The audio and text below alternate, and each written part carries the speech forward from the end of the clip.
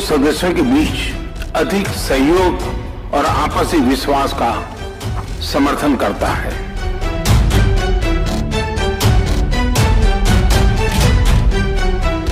SCO को हमारे क्षेत्र में विश्वस्त, रेजिलिएंट और डाइवर्सिफाइड सप्लाई चेन्स विकसित करने के लिए प्रयत्न करने चाहिए। बेहतर कनेक्टिविटी की आवश्यकता तो होगी ही, साथ ही यह भी महत्वपूर्ण होगा कि हम सभी एक दूसरे को ट्रांजिट का पूरा अधिकार दें।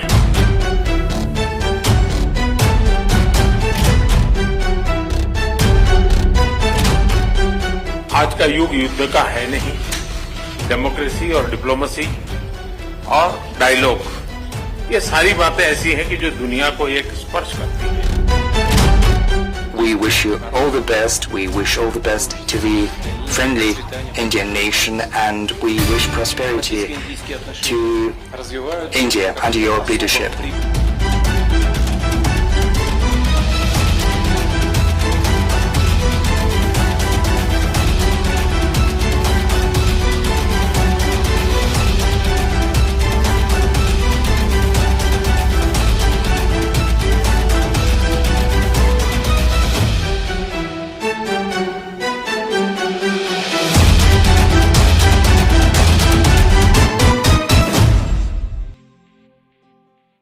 Дорогие друзья, на этом повестка дня нашего заседания исчерпана. Сейчас по регламенту приглашаю.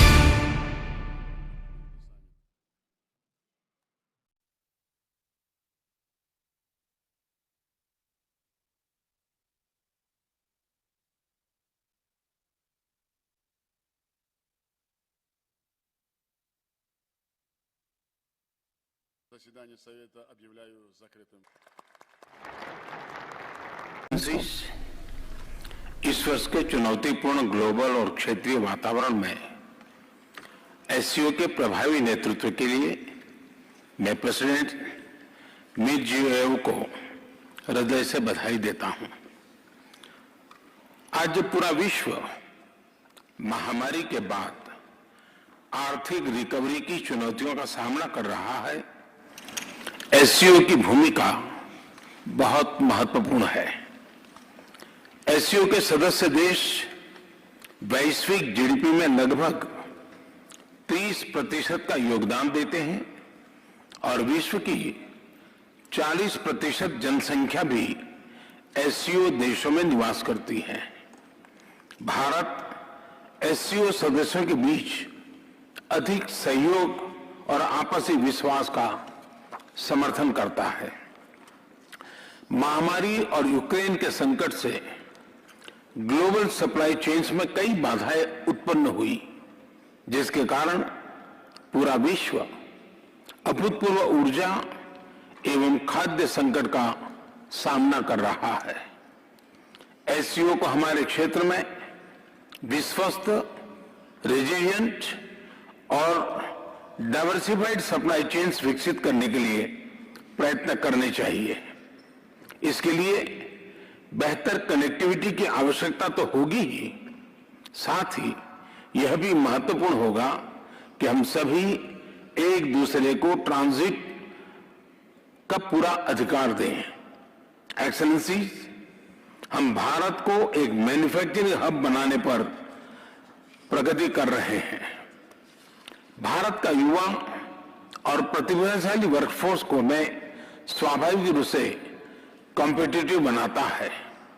इस वर्ष भारत की अर्थव्यवस्था में 7.5% वृद्धि की आशा है, जो विश्व की बड़ी इकोनॉमीज में सबसे अधिक होगी।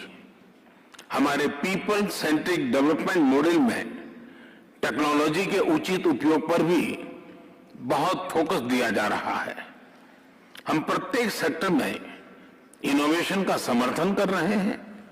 आज भारत में 70,000 से अधिक स्टार्टअप्स हैं, जिनमें से 100 से अधिक यूनिकॉर्न है। हमारे ये अनुभव कई अन्य एससीओ सदस्यों के भी काम आ सकता है। इसी उद्देश्य से हम एक नए special working group on startups and innovation की स्थापना करके एससीओ के सदस्य देशों के साथ अपना अनुभव साझा करने के लिए तैयार है।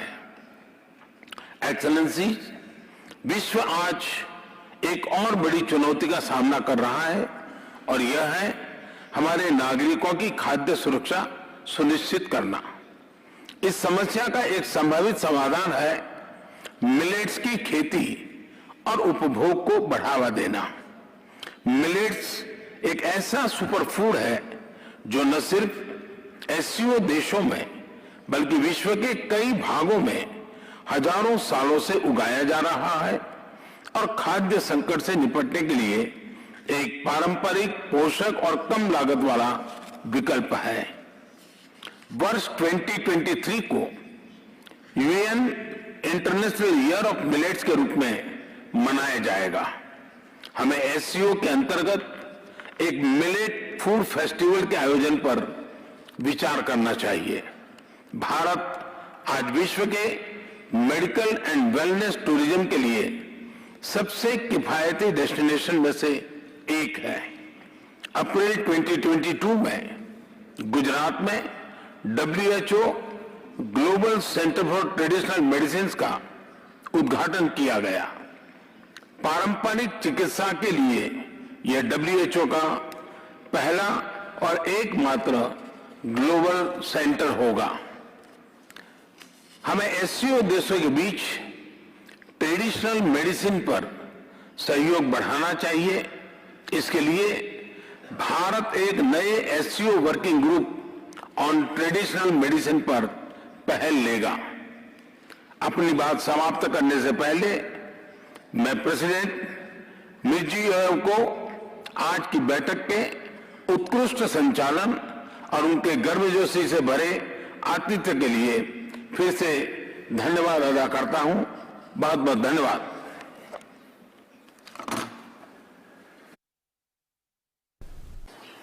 आपका और यूक्रेन दोनों का इस बात के लिए आभार व्यक्त करना भी चाहूंगा, क्योंकि जब शुरू के दिनों में इस संकट के काल में हमारे हजारों स्टूडेंट्स यूक्रेन में फंसे हुए थे, आपकी और यूक्रेन की मदद से हमारे स्टूडेंट को हम सुरक्षित रूप से बाहर निकाल पाए, उनके घर तक हम पहुंचा पाए और इसके लिए मैं आप दोनों देशों का आभारी हूं।